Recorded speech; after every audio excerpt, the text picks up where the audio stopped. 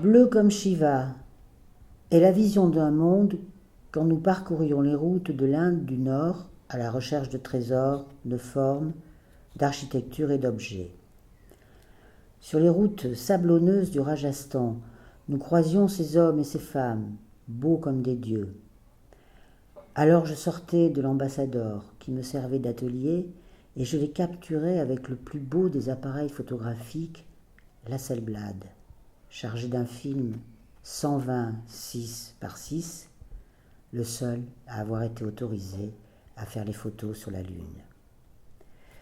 De retour, je plongeais ces films inversibles que l'on appelait aussi diapositives, quand ils étaient de plus petite taille, dans un bain chimique différent. Je perdais l'inversible, la transparence de l'image, mais récoltais un négatif dont jaillissaient des couleurs inversées et insensées.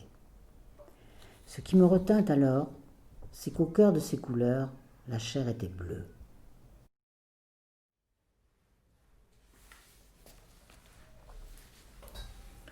Comment Anne Garde a-t-elle pu traduire dans ses photographies les nombreuses légendes hindoues du puissant Shiva à la gorge bleue? On dit que Shiva, avec un tempérament calme selon les textes, s'engagea à boire le halhala avant qu'il ne se répande et détruise le monde. On sait que si la sage et magnifique Parvati ne lui avait pas serré le cou à temps pour arrêter l'empoisonnement du dieu de la destruction-construction, l'univers entier aurait été détruit et saccagé à jamais par les démons.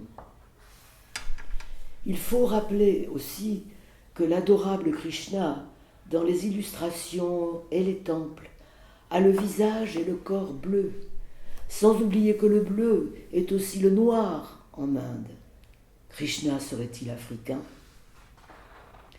Pour glisser du panthéon hindou à l'histoire, on apprend que des esclaves africains, des Sidis venus d'Éthiopie, de Somalie ou de l'Afrique de l'Est, sont arrivés en Inde au XVIe siècle. Leur force, leur beauté noire, bleutée, ont séduit les Nawabs de l'époque, et certains sont devenus gardes du corps et même princes musulmans eux-mêmes jusqu'à la partition de 1946. À cette époque, black was beautiful en Inde. Bien que ces Africains soient indiens depuis l'époque moghole, ils sont considérés encore aujourd'hui comme des parias par les Indiens de souche. Cependant, les beaux sidis bleus et musclés sont repérés, récupérés et préparés pour les Jeux olympiques de 2024. Les personnages d'Anne Garde deviennent, grâce à des couleurs étranges et ardentes de son invention, des dieux et des déesses, et des opprimés à la fois, vivant dans des lieux improbables ou sous des ciels d'apocalypse.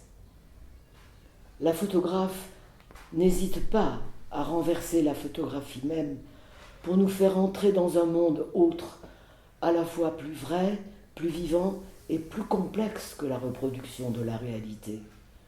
En un sens, Anne Garde se joue de nous, mais dans un autre, elle ouvre des portes nouvelles où elle peut nous stupéfier et communiquer plus précisément encore sa conviction profonde que l'art photographique, tel qu'elle l'entend, est de choquer par la beauté qui est audacieuse et plurielle.